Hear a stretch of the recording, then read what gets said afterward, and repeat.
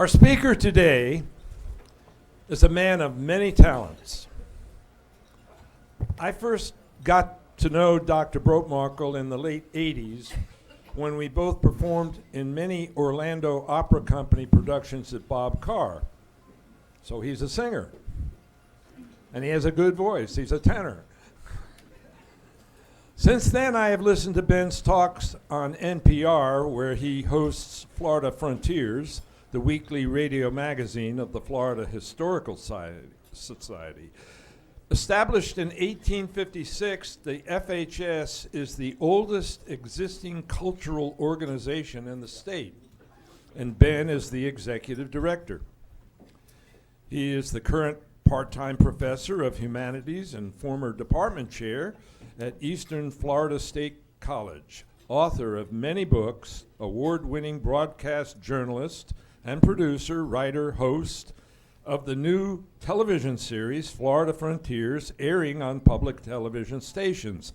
It will be locally on WUCF the first Sunday of every month at 1:30, so tune in. I'm sure you'll be entertained. So it is my pleasure to introduce the man who will present the complete history of Florida in an hour or less, Mr. Dr. Ben Brotmarkle. I got it right there.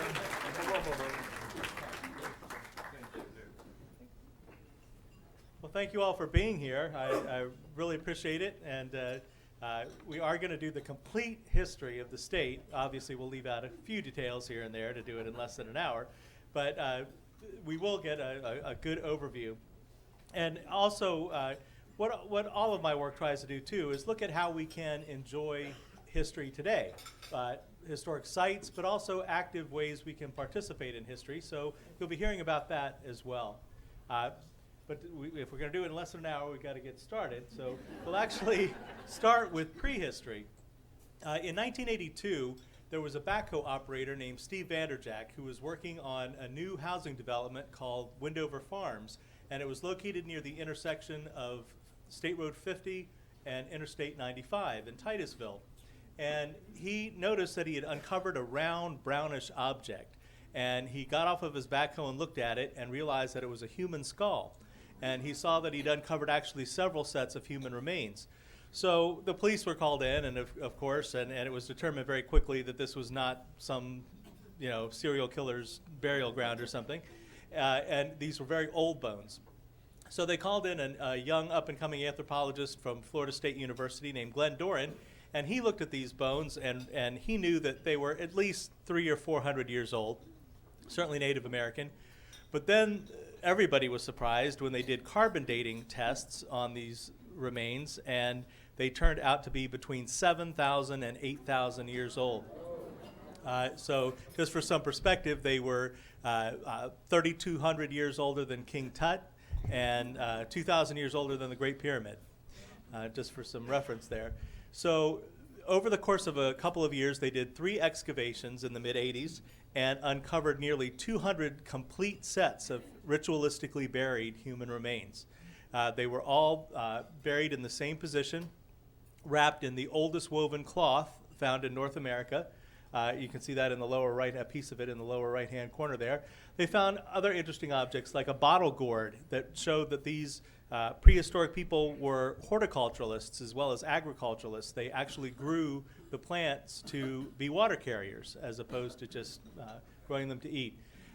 Just an amazing finds that really changed the way we looked at prehistoric people. This shows the position that most of the bodies were buried in, wrapped in this cloth. And it was like, for instance, it changed our way of thinking about prehistoric people because they cared for the people in their tribal group. There was one boy, for example, who was about 15 years old who had spina bifida, could not have contributed to the tribe. Another woman who had multiple fractures on her limbs and was obviously cared for over a long period of time, so she couldn't, do whatever, cook or make the burial cloths, whatever her role would have been. And people had thought previous to this that perhaps somebody like that would have been abandoned or even killed if they couldn't contribute, but not in the people of Wendover. Also, what makes this so amazing, it was in a peat bog, and these people, as I said, were wrapped in the oldest woven cloth, put in this position. We don't know what their religious beliefs are, but people that are this careful with burials tend to have some belief in the afterlife. But they were submerged in this pond, and the cloth, they took, lashed together stakes and put over the bodies to keep them submerged, which is why they were so well preserved. We don't know how much these people knew about the natural environment, but it was an anaerobic environment, and the pH balance was just right to preserve these skeletal remains, but not only the skeletal remains. 91 of the skulls had intact brain matter inside. So they were able to do DNA tests and establish familial relationships and see that the same people had used this as a pond cemetery for over 100 years. And we know what one woman had for her last meal, of berries and fish.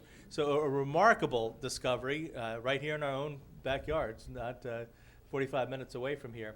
And there's the Brevard Museum of History and Natural Science in Cocoa has a Wendover exhibit, a People of Wendover exhibit that you can go and see today.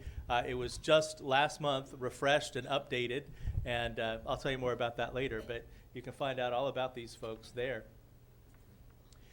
So those are the prehistoric folks. A lot of our history, we tend to think of the European influence and the people of European descent that came in. But when Ponce de Leon came here in 1513 and quote unquote discovered Florida, there were already more than a dozen sophisticated tribes living in this area. And they had cities, they had buildings that could, council houses that could, 1,000 people could sit in. They had mounds. They had, a lot of which still exist. They had all sorts of canal systems. Really, as I say, sophisticated cultures. We in the past have had the misnomer of labeling these folks primitive, but they had governmental systems. They had all of the things that you would think of a sophisticated group of people having. And there were many of them. Just for example, the Appalachee up in the Panhandle were great farmers. We would think of the native populations as being fishermen, certainly, because we had such a big coast, so much coastline in Florida, but they were farmers too. They grew pumpkins and corn and squash, had such a good storage system that when the Europeans came and weren't prepared as well when the Spanish came to grow crops, they depended on the Native Americans to provide them with food. The Timucua, all up in the north central Florida area, had canoes that we've discovered. They had a technique of taking a log and setting it on fire down the middle and then scraping away the charred part and then repeating that process until they hollowed out the log to create the canoe. And at Noonan's Lake near Gainesville, they're in a similar situation in Wendover. They were preserved, and there was over 100 canoes that were very old, but about 4,000 years old there. The Ais Indians were over on our Space Coast. The Tequesta, you might remember a decade or so back when the Miami Circle was found. They were building a skyscraper in downtown Miami, or were planning to, and then they found this circle that had been a ceremonial posts for a ceremonial building had been there. The Calusa, probably the most artistic tribe in Florida. This is at the turn of the last century. These colorful masks were found down in what is now the Key Marco area. And this Key Marco cat was obviously a feline human hybrid kind of figure that was well preserved. And so they were artistic, but they were also not afraid of defending their territory, because this guy came, well, first he came in 1513, Ponce de Leon, and he gave our state its name. He was governor of Puerto Rico, but then came and during the Easter season of 1513, which the Spanish called the Feast of Flowers, which is where the Florida came from, La Florida, the land of flowers.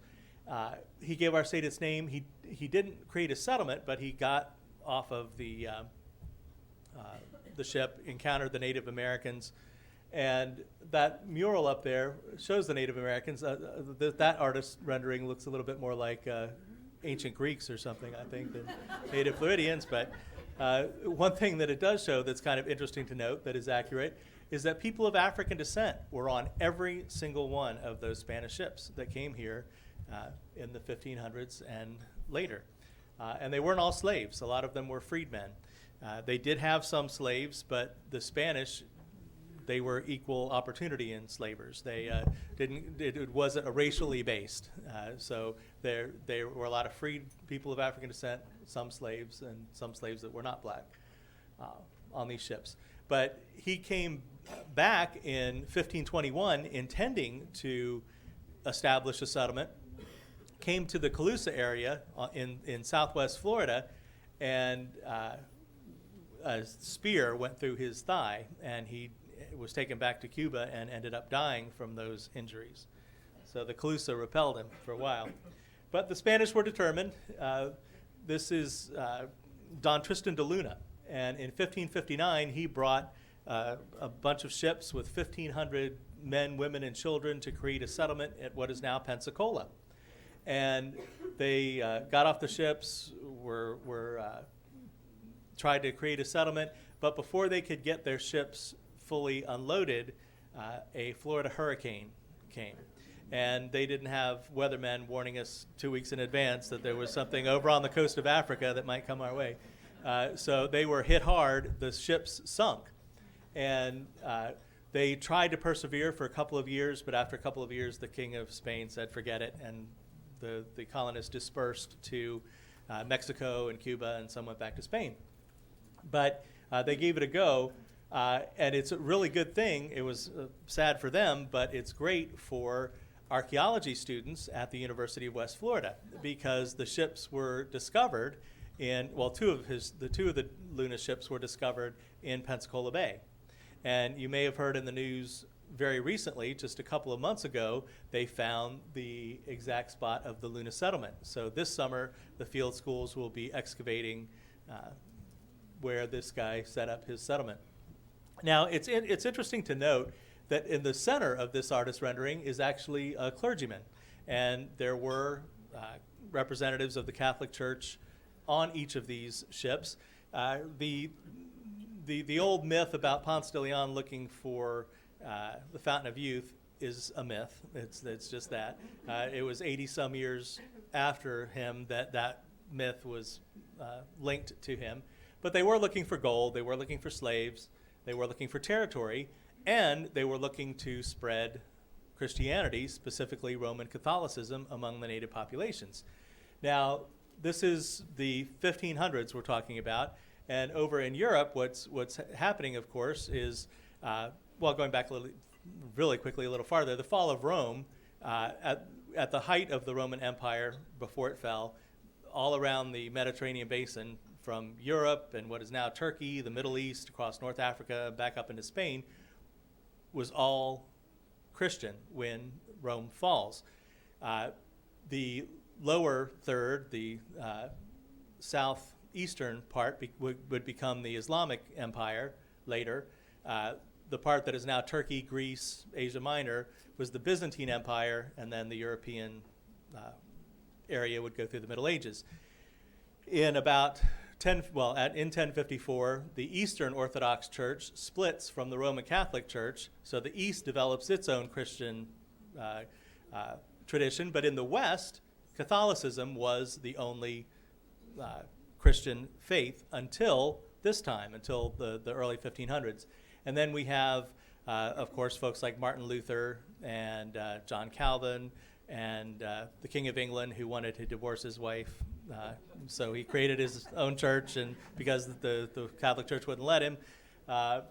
So we have all of these Protestant religions develop, and of course, what a Protestant is protest. They're protesting Catholicism in one way or another and forming their own religions. leading this Reformation movement. So the Catholic Church wasn't going to take this sitting down, so they launched the Counter-Reformation, trying to spread Catholicism. And one of the ways was to bring the clergy along on all of these colonization attempts. So when after De Luna's attempt to colonize failed, it was still considered Spanish territory. The Spanish still considered all of Florida their territory. So they weren't very happy when the French in 1564 established Fort Caroline. Now, it wasn't just because they were French and not Spanish. They were also Huguenots. They were Protestants. And so they were heretics in the eyes of the Spanish. Not only invaders, but worse yet, heretics. So they sent this man. Oh, well, first of all, this is Fort Caroline, an artist drawing from the time period. And we don't know the exact location of Fort Caroline, but there is a replica built in the Jacksonville area that you can visit today. But they sent this man, Don Pedro Menendez de Avilés, in 1565 to get rid of those French Huguenots, which he promptly did. He basically wiped them out, killed all of them except for the musicians. He kept alive the musicians so they could entertain. And he gave them the opportunity to become Catholic, but they held fast and chose to be killed instead. But he established the town of St. Augustine, which is the oldest continuously occupied European settlement in what is now North America. And just last year celebrated their 450th anniversary. And this is a statue there, very near the spot where Menendez came ashore. And it's a statue of Father Francisco Lopez, who held the first Mass there and in what was now the oldest permanent European settlement in North America. 50 years ago, during the 400th anniversary in 1965, they erected that great cross there to mark the area. There's still a mission there, the Mission Nombre de Dios, that you can visit right next to the Fountain of Youth Park, which, of course, as I mentioned, was mythological, but they did have some archaeological finds there that you can go and see as well in the park area because it's right next to this. The artist, Ivan Mestrovic, did it in coquina, since that was the native stone, but also it's a rough statue to symbolize the rough voyage that the Spanish had getting there. It's also interesting to note, is there anybody here from New England originally? Okay, well, don't throw anything over here, but we had the first Thanksgiving here in Florida, in St. Augustine. And it took place when the Spanish came ashore.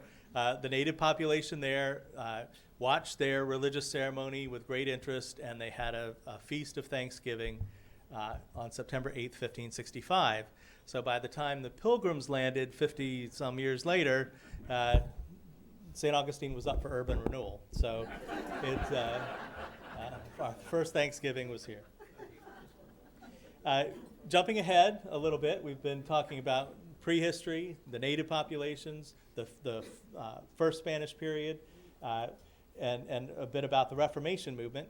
Well, now we're jumping ahead to 1696, the next century, and this is an artist's representation of Jonathan Dickinson's shipwreck, and that's the ship is called the Reformation. He was on his way to Philadelphia when his ship wrecked, and he and his family and some other folks were taken captive by the Yega Indians that were in that area, what is now the Hobe Sound area. And they were threatened, they were stripped, they were told that they were going to be eaten. A group of them did die on the way being taken to St. Augustine. The Native Americans took them up the coast, walked them through what is now Brevard County all the way up to St. Augustine, where they were allowed to get on a ship and make it to Philadelphia. And Jonathan Dickinson's journal is one of the greatest resources that archaeologists and historians have today to know about the native population of that time period here in Florida because of the description of what they ate and what they drank and what they wore. It's one of the best resources that we have. Jumping ahead to the 1700s, we've still have the Spanish in control of the Florida territory, but then the British took control. So we had the French there for a while too, right? So we have the native populations, the first Spanish period, brief French in there too, and now the British control Florida from 1763 to 1783. And this man up top there is a Scotsman named Andrew Turnbull. And in 1767, he settled New Smyrna, rather. He brought boatloads full of Greeks and Menorcans and Italians and others to form the New Smyrna settlement. And you can still see this today. When this was first discovered, people thought that it was a Spanish fortress, but it's not. It's from the British period. And it's right there, if you know where the yacht basin is there, right in downtown New Smyrna, there's a little hill you can see, but you don't see this because it's, you have to walk up the hill and look down to see that, but it's there. And it's, there's a lot of history right in that area because it was an Indian mound. There was some Civil War activity there, but in between, there's this built during the British period. Now, it was a rough voyage. A lot of people died on the way, so they were really kind of understaffed. Turnbull basically had indentured servants who became quickly disenchanted with the difficult lifestyle. They say that they were abused by Turnbull. Historians are re-looking at that, kind of looking at Turnbull's side a little bit more favorably, but he was, there are records that show him to be this tyrant because a lot of the people escaped, as they said, from New Smyrna and went up to St. Augustine and sought refuge from their indentured servitude there in New Smyrna. During the same British period, this is in a plantation called the Elliott Plantation, a wall from it. That is, this is in North Brevard County, but the Elliott Plantation went up into what is now South Volusia County as well. And this is actually on NASA-controlled property up at the Canaveral National Seashore. There, it's federal property, right adjacent to NASA's current operation. And the Elliott Plantation they produced rum, cotton, they had slave cabins. They were quite an active plantation during the British period, but again, before the American Revolution ended in 1783, the people who worked at the plantation went up to St. Augustine as well and abandoned it. It had been attacked as well. But you can still see these ruins there in North Brevard. The end of the American Revolution, part of it anyway, happened again here in Florida, just off the coast of Cape Canaveral.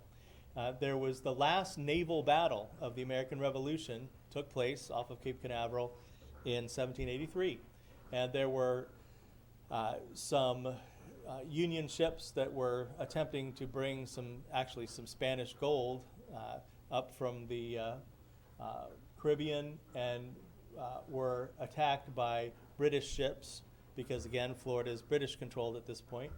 But they managed to defeat them and sail on up. But it was the last naval battle of the American Revolution. Then, in 1783, the Spanish take over again for a while.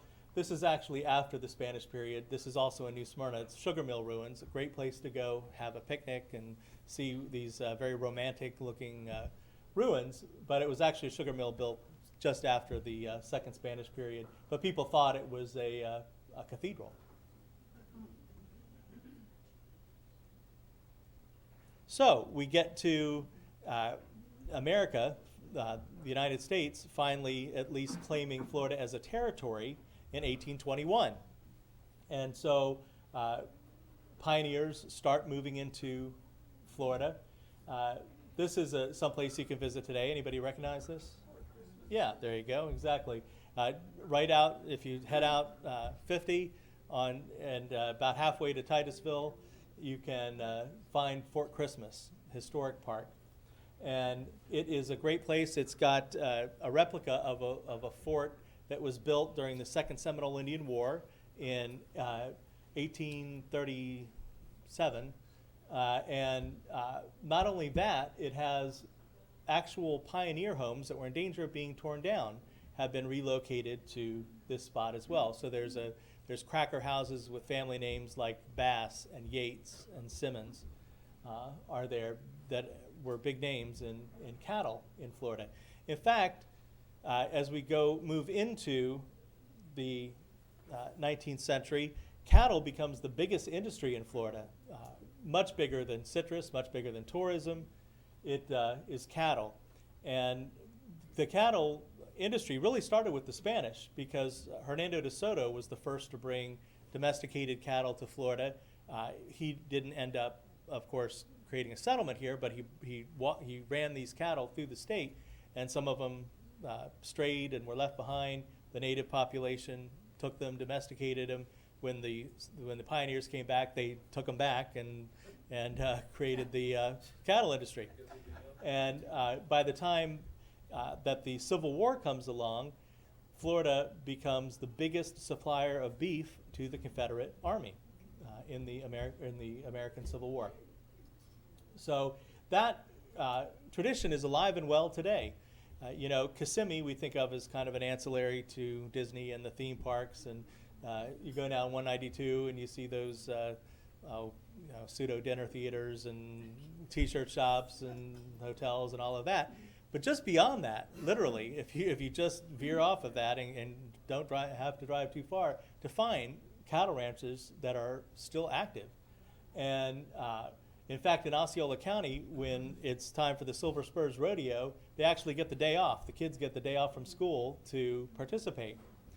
They have the Kissimmee Bluegrass Festival represented here, which keeps that kind of cracker music alive and well. And by the way, cracker, a lot of people think of it as a derisive term, and it is used that way, but Florida crackers are very proud to own that word. The origins are, there's a lot of stories about the origins that it comes from the cracking of the whip for the cattle, that it comes from cracking corn because that was such a staple of the diet. But being a history and humanities person, my favorite one, and the one I think is actually accurate, the first place we could find the word is in Shakespeare, in the play King John, when he refers to Scottish braggarts who talk a lot as crackers, and how they are hard to listen to. Well, a lot of those Scottish settlers settled in the areas north of Florida, but then they came in with the pioneers, so they were crackers. And so that's probably, Shakespeare is probably the origin of that word. Now, I mentioned the American Civil War, and Florida being the biggest supplier of beef. That is a drawing from an 1864 issue of Harper's Magazine, and shows the Barber Plantation in North Florida. But Barber was one of the biggest cattlemen in the state, and he would run his cattle all the way from North Florida down through Central Florida to the Kissimmee area, where he set up another homestead as well. And this was a time when Seminole Indians were very much in the area. And of course, when we think of native populations, the Seminole Indians are what we think of. But if you notice that map I showed you earlier, Seminoles weren't on it. There were a lot of tribes, but the Seminoles didn't come here actually until the 1700s. They were an offshoot of the Creek Indians that came down in the 1700s. But they were certainly here when Mose Barber had his plantation in the early to mid 1800s. But that actually shows Union forces occupying the Mose Barber's plantation there, his homestead in North Florida. So after the Civil War, Mose Barber didn't think he should have to pay any taxes. And so there was the sheriff and tax collector for the entire Central Florida area was named David Mizell. And that's, of course, a familiar name in these parts. with Lake Mizell. And if you go to Lou Botanical Gardens, there's that little cemetery in Lou Botanical Gardens. I don't know if you've found it. You almost have to go looking for it, but there is a little cemetery there. The oldest tombstone, the first tombstone there, is the guy on the left there at the bottom, David Mizell. He was the first victim of the Barber-Mizell family feud of 1870. And what happened is that Mizell would periodically steal some of Mose Barber's cattle and change the brand on them in lieu of his paying taxes, because he wouldn't pay his taxes. So Barber found out about this, of course, and said, I'm paraphrasing, but publicly he basically said, if you do that again, I'm going to kill you. Well, on Barber property in Hullapa, which is kind of between Kissimmee and Melbourne, David Mizell and some of his associates were on Barber property there to steal some cattle, probably, and he was shot and killed. And with his dying breath, he said that he didn't want any retaliation, but his brother, John Mizell, was the judge for the entire area. And even though he was a judge, he didn't need a pesky trial or evidence or any of that. He knew what had happened, so he sent a posse to round up what he called the Barber Gang, and the Orange County records were burned shortly after this, but we know that at least 13 people died in the Barber-Mizell family feud of 1870. And all of the cattle families were involved. All those folks I mentioned before you can see their houses at Fort Christmas, Yates, Bass, Simmons, they were on one side or the other of this family feud in 1870. But yeah, Florida was every bit as wild as the Wild West, certainly, during this time period. The middle guy there is named John Barber, and there were two John Barbers around the same time, and even the family doesn't know for sure which one he is, but there's a 50-50 chance that this is the guy that Barberville is named after, the town of Barberville in West Volusia County, and we'll talk more about that in a second. These two children were part of the family. There's a woman named Mary Ida Bass Barber Shearhart, who was married a couple of times, and but she is part of the Bass family, which was on the Mizell side of the feud, but she married a barber, and they had children, so kind of put an end to the feud. That's why I show you the picture of the kids. Although you can meet descendants of Barbers and Mizells today who you would think the feud never ended, but we haven't talked. But this is a photograph that was taken in West Volusia County in the late 1800s, and these folks don't look too happy, but they are wearing lots of clothing, which might be part of the reason in the hot Florida sun. Why would they be wearing all those clothes? Sure, the mosquitoes. DDT would not be developed yet as a insecticide, which happened in Orlando, by the way. DDT during World War II was created as an insecticide, and of course we found out later that wasn't so good for all aspects of the environment later, but it for a while it helped a lot with mosquitoes. I've interviewed folks who, as kids, rode through the clouds behind the machines that were putting out these clouds of DDT, but they seem no worse no worse for wear there. Although of course we know the birds don't like it a whole lot. But anyway, that's why these folks are all dressed up. They are very near what is now Barberville, and Barberville is a place where it has this indigenous schoolhouse that was built in 1919, and that's the centerpiece of Barberville today. And this is the last. It used to have all of the grades were in the Barberville school. Then it was just an elementary school. This is the last graduating class of seniors in the 1940s. And then after that, it was an elementary school. Then in the 1960s, Volusia County declared it unfit for students, which is a little bit ironic because now they bus in between 20 and 30,000 students a year to see the school. But and this is the old preserved classroom there inside the schoolhouse. But what happened after it was shut down is that it was turned into the pioneer settlement for the creative arts. And while the school is the centerpiece, they have brought in all of these different types of buildings that were in danger of being torn down in nearby communities. So for instance, there's a turpentine still, the Tomoka Turpentine still. There's a railroad depot. There's a post office. There's a Methodist church. There's a blacksmith shop. There's several cracker houses. So these buildings that would have been destroyed have been brought here to create this little historic village. And you can visit it anytime, but the first weekend in November is the annual Fall Jamboree. And it's a great time to visit.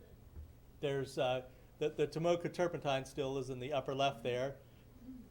There's a woman at the Fall Pioneer Jamboree doing indigo dyeing, which was a big thing here in Florida.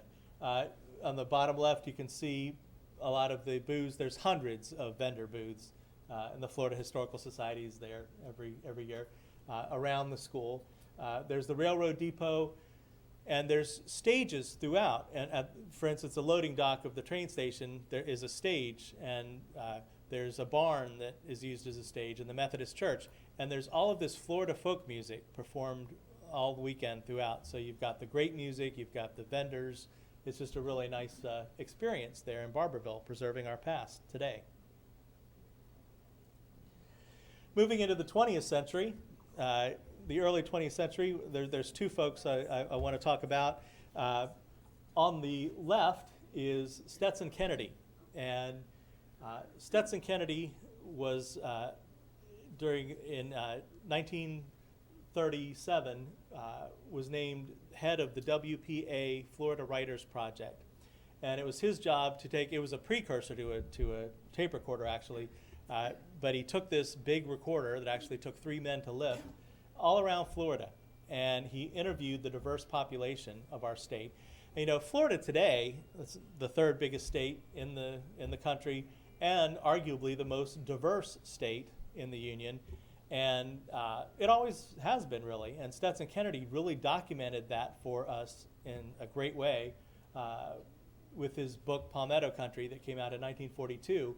But he went all over the state interviewing the Greek sponge divers in Tarpon Springs, where there's the largest per capita Greek settlement in the country. He went to Tampa and to Key West to interview the Latin cigar rollers there in Ybor City and down in Key West. He talked to cracker cowmen. He talked to African American turpentine still workers. He talked to all of the different types of people that lived and live in Florida, and captured that time period really well in his book, Palmetto Country. He also is very well known for, in the 1950s, infiltrating the Ku Klux Klan and writing about it in a book called The Klan Unmasked. And originally it was called I Rode with the Klan. It was later published as The Klan Unmasked. But he infiltrated the Ku Klux Klan and exposed their secrets and led to those domestic terrorists being incarcerated, a lot of them. So he did some amazing work. The reason he got so interested in civil rights was actually this woman, Zora Neale Hurston, who was actually worked for Stetson Kennedy. She was part of the WPA Florida Writers Project too. She was the only published author who was part of that. It was supposed to be for up-and-coming writers, but somehow she got on it. And Zora Neale Hurston, of course, best known for her 1937 novel, Their Eyes Were Watching God, which looks at a woman named Janie Crawford and her efforts at self-realization. It's set in Eatonville, just around the corner, which is historic in its own right. It's the oldest incorporated African-American municipality in the United States, established in 1887. And so Hurston was really influenced by this growing up there. In fact, if you read her autobiography, Dust Tracks on a Road, the opening pages are all about what was happening on the day of her birth and the people running around and what was going on. She was not born in Eatonville. She was born in Alabama. But we can give her a little latitude because she wanted to be born in Eatonville, and it was such an important part of her growing up, and it really influenced her work. A lot of her writing is set in Eatonville, and as I said, with the oldest incorporated African-American municipality in the United States, certainly, gave her a unique position on race. She's got a great essay that she wrote called How It Feels to Be Colored Me. And this is an African-American woman in 1928. And she's basically saying, you know, if people don't like me, if people don't want to be with me, that's their loss. I know how great I am. You know, it's, I don't need them to tell me, you know, what I can do and how great I am. But she talks about growing up in Eatonville and the people going from Winter Park to Orlando and going through Eatonville and how she'd perform for them, and then being aware of, not being even being aware of her race really until she moved to Jacksonville at the age of 13, and then having that, realizing that she was different, you know, as an African-American woman. But she went on to, of course, write a lot of novels. She studied anthropology under the renowned Franz Boas, who was really the creator of cultural anthropology in America, and wrote a couple of great anthropological works, Mules and Men and Tell My Horse, which were collections of folklore, folk tales that she collected in Florida, in Eatonville and around Florida, but also Haiti and Jamaica. She actually became a practicing voodoo priestess just to submerge herself in that culture and be able to write about it. So she was pretty amazing. Ahead of her time in a lot of ways. Controversial though, she was part of the Harlem Renaissance of the 1930s and 40s, but she didn't always get along with her Harlem Renaissance contemporaries because she had a different view of race, having grown up in Eatonville. And everybody wanted her to write about what was going on in this country and how African Americans were oppressed, and she would have no part of it. In the same essay, How It Feels to Be Colored Me, she's like, look, Civil War is over, Reconstruction was, you know, happened, we're moving on now, you know, not looking back. And people like Langston Hughes and W.E.B. Du Bois were not happy with this. And neither was Stetson Kennedy. He, frankly, wanted her to do this too. And so that's why he was inspired to go ahead and infiltrate the Ku Klux Klan to point out, you know, these, he made civil rights a major part of his career. But Hurston also, for instance, opposed the Brown v. Board of Education ruling, the landmark 1954 ruling that integrated schools, because she predicted that it would damage African American schools, these great, solid African American schools that had great teachers and were working so well. And of course, for the short term, at least, she was proven correct. I mean, that's what happened. They were broken up, and these community schools, you know, although it was supposed to be a fair integration, that's not how it really happened, as we all know. The best black teachers were taken, and the worst white teachers were sent to the black schools, and it was just a difficult time. And of course, all deliberate speed meant different things in different areas. It wasn't until the mid-1970s that schools were integrated in this area. But these two, between the two of them, they give us such a great picture of what Florida life was like through all the different diverse populations that were here in the early 20th century. This is Stetson Kennedy. I was really happy that he died in 2011, but before he did, we were able to republish his book, Palmetto Country, which had been out of print for about 20 years. And we added a whole bunch of photographs to it, and he did a new introduction and conclusion. And we also published his last book, which was called The Florida Slave, which contained slave narratives and other transcripts and his commentary. He did not live to see that make it to print. He saw the cover and knew we were doing it, but he was a remarkable guy. Into the mid-20th century, with World War I and II, all of the armed forces started training in Florida. It was a great place to train. The weather was right. The terrain was right for flying airplanes and teaching people how to land, and there was a lot of water. So this is a photograph of Camp Blanding, which is near what is now Stark. And Camp Blanding became, during World War II, became the 4th largest city in Florida. So there were hundreds of thousands of soldiers came here. And they trained here, went off to war. After the war, there was a huge population boom here in Florida from all of the soldiers who had fallen in love with Florida, bringing their families to this area to settle. So in the 1950s, the population exploded, particularly over on the coast, on the Space Coast. Patrick Air Force Base was established. And then, of course, NASA came later, had a missile proving ground there. So the population over there increased by over 371% during that 10-year period. So really had a huge impact on the prosperity of Florida. All of this growth didn't come without some growing pains, however. Harry T. Moore was born in 1905 in Houston, Florida. He was a straight A student except for a B+ in French. So his friends all called him Doc because he was so smart. He and his entire family, his wife Harriet, their 2 kids, their 2 daughters, Peaches and Evangeline, all graduated from Bethune-Cookman College. He came to the Cocoa area in 1925 to teach at the Cocoa Negro School. Later became, this is a time of segregation, of course, in this country. He became principal of the Titusville Negro School, taught his students how to vote. In fact, his interest in civil rights and trying to equalize pay for African American teachers got him fired from the school system. His wife was a teacher also. And so he founded the Progressive Voters League, which in the 7 years before his death registered over 100,000 African Americans to vote. He founded the Brevard County branch of the NAACP, later was a statewide officer in that organization.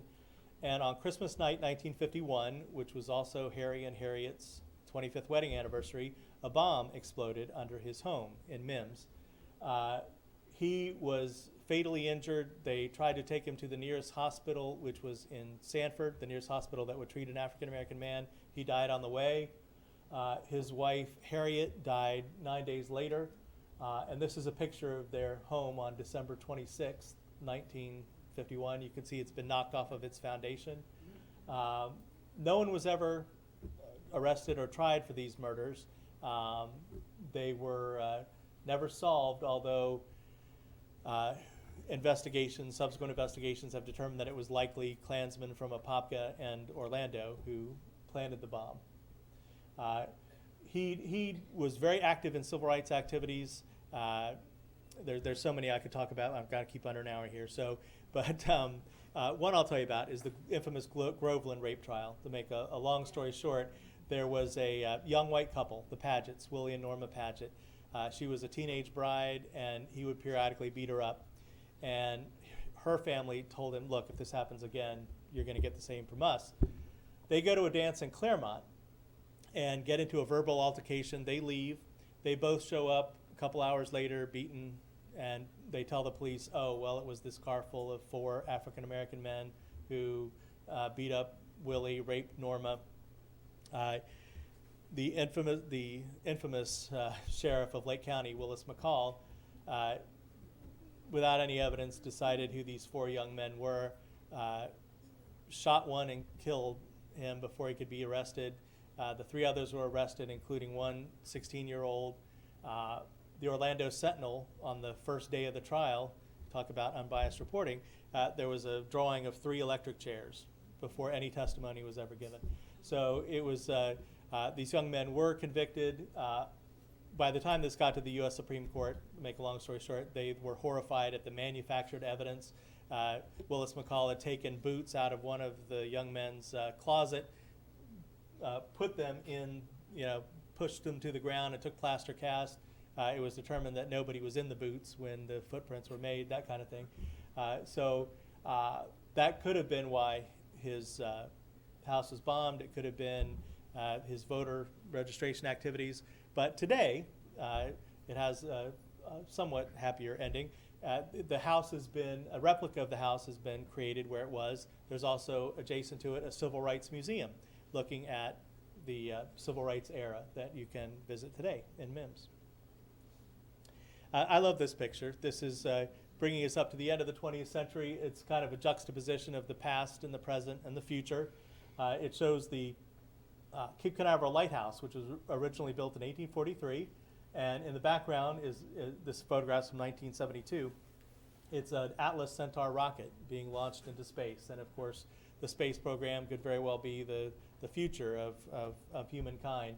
So all right here in Florida, we've got one of the most important archaeological digs ever created. We've got some the historic Eatonville community, which of course this weekend is, this week has been the Zora Neale Hurston Festival of the Arts and Humanities. In fact, this morning I was moderating a panel with some elderly folks who actually knew Hurston.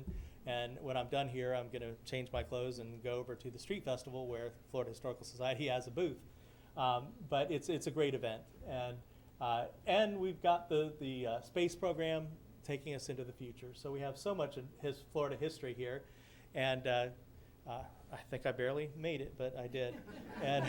But I can't be up here without telling you quickly a little bit about the Florida Historical Society itself. We're part of history. We're the oldest existing cultural organization in the state, as Jim told you, established in 1856. And this is our library of Florida history in Cocoa. It's in an old 1939 WPA era post office, which is now our Library of Florida History. We have thousands of rare and out-of-print books, maps dating back to the 1500s, historic photographs, over 12,000 Florida postcards, all sorts of great research material. And it's where our statewide headquarters are located. One of our great volunteers, Speedy Harrell, who's there almost every day, was a postman in this post office when that's what it was. So we took our annual Christmas photograph on the steps, and he announced that 50 years ago was when he took his first annual photograph on those steps. The Florida Historical Society manages the historic Rossiter House Museum and Gardens in O'Galley.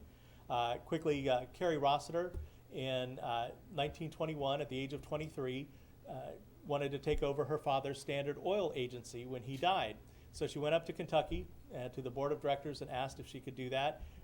As the story goes, she listened at the keyhole as they argued about it, and finally said, "Oh, let the little lady have it. She'll fail in a year. We'll give it to a man."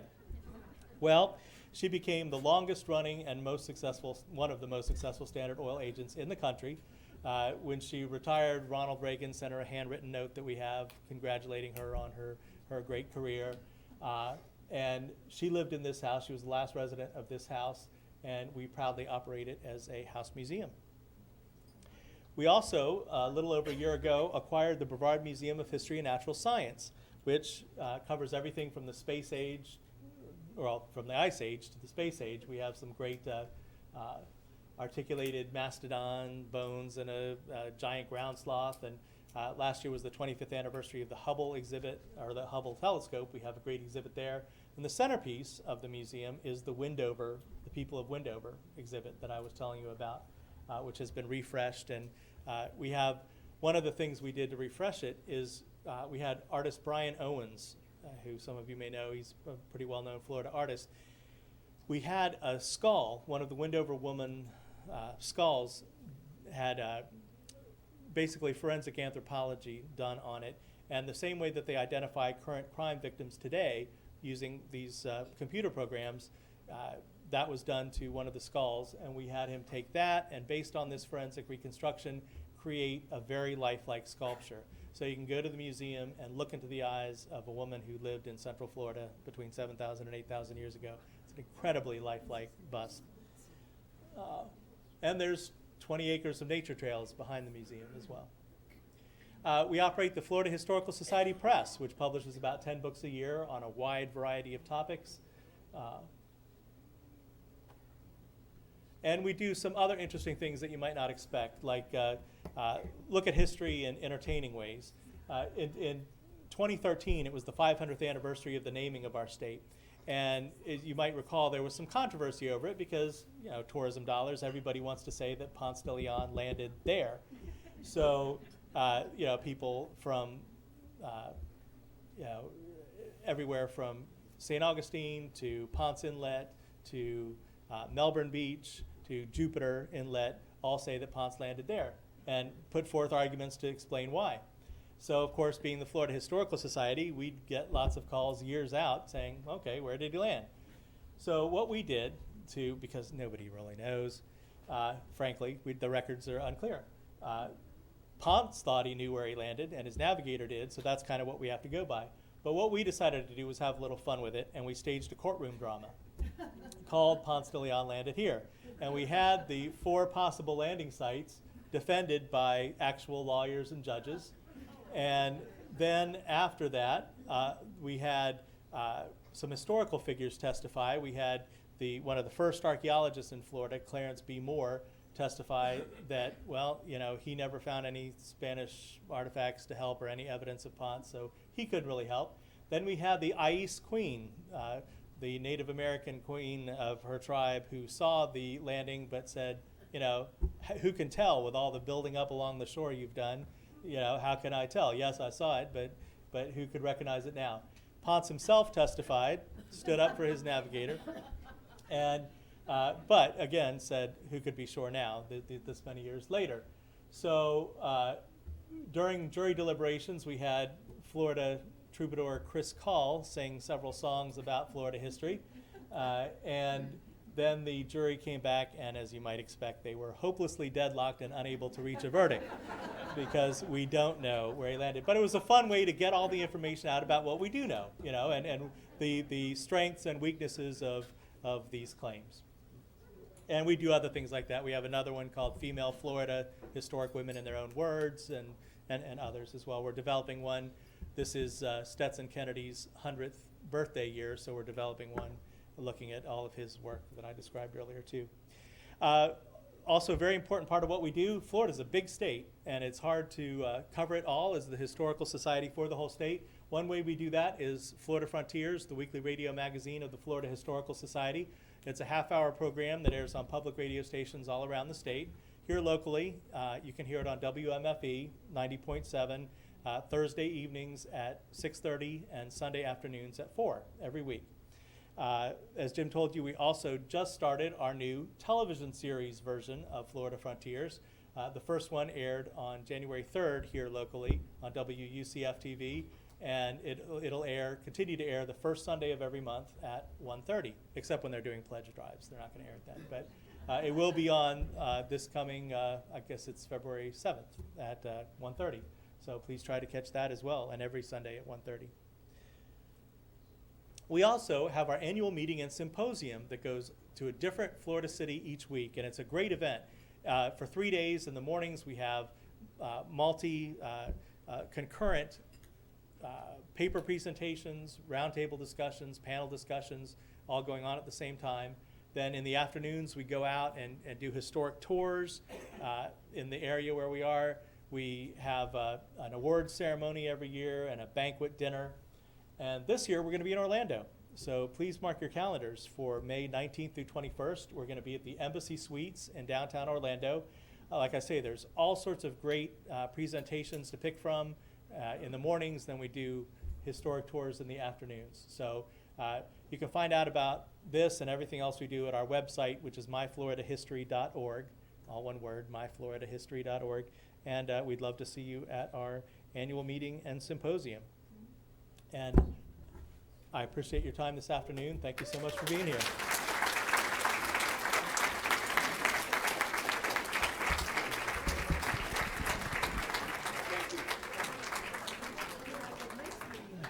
I don't know if this works. Thank you, Ben, so much.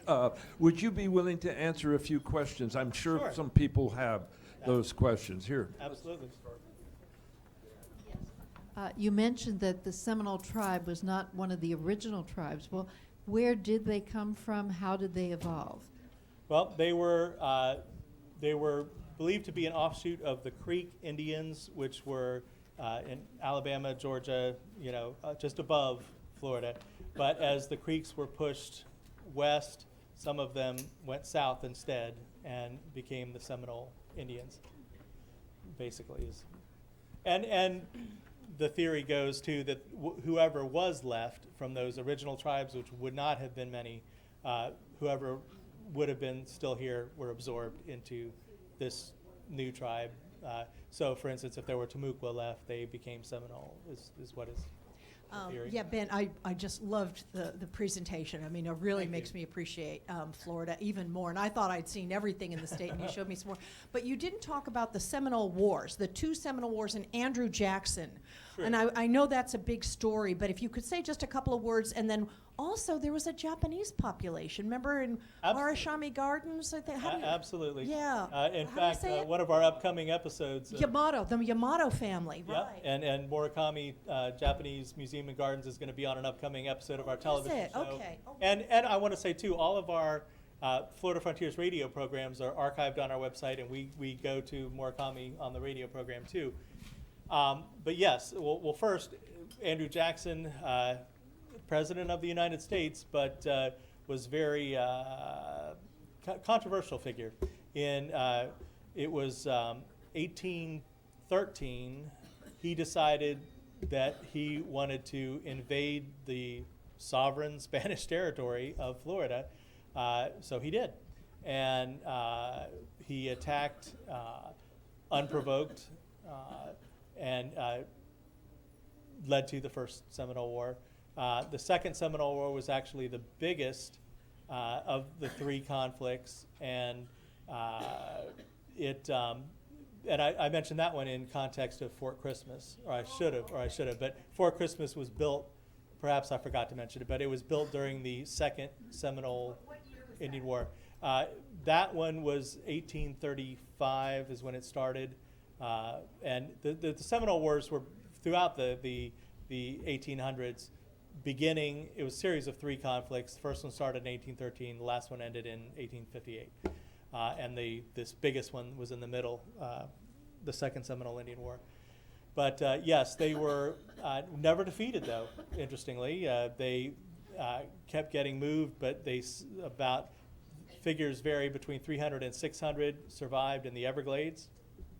And eventually the federal government gave up and let them stay there. They were, of course, they were trying to move them out west to a reservation. Yes? You talked about a lot of different ethnic groups. You didn't mention the Jewish area here. Moses Elias Levy, who came here in about 1820. Sure. His son, David Levy Yulee, who was our first representative First in senator. Congress Yeah, and absolutely. first senator. And today, the Jewish population of the state of Florida is, I think, the second largest in the country. It's a large population. There's a great museum in Miami Beach, a museum of Florida Jewish history. And yes, they talk about the folks that you mentioned and many others. And Jewish history in Florida really begins with the Spanish period, with the first Europeans, because it's believed that Jewish people called conversos, who were escaping Spain and they were pretending to be converts to Catholicism, but actually were practicing their Jewish faith secretly. So those conversos were yes. So Jewish history goes all the way back to the first Europeans here. Before I give the microphone to two more people, can you have two more questions? I see them, one here, one here. I'm going to announce some things that are coming up, and you can always go to the website or the newsletter and find out exactly when these occur. February 7th, Super Bowl watch party right here. February 12th, dinner. There's a cello and guitar duo. And then on the 19th, new member orientation. On the 29th, there will be there's a talk about senior identity theft on the 29th of February. Okay, next. Also February 4th, trivia night. First Wednesday. Come and have fun. I can trace my great-grandfather to 1896, coming from North Carolina, bought 32 acres of land in Orange County for $256. Was land being given by the Department of Education? I have these old abstracts also. So how was that? There were a lot of different programs that were created to encourage people to move to Florida, particularly in that interim period between 1821, when we became a United States territory, and 1845, when we actually became a state. I don't know specifically about the Department of Education program, but it could have been one of them. At our Library of Florida History, though, you might be interested to know that we have all of the pioneer records for the Florida Genealogical Society in our library, so you might be able to find additional information too. And before we get our last question, I just want to say too, Florida Historical Society is one of the only statewide historical societies that is not supported by the state.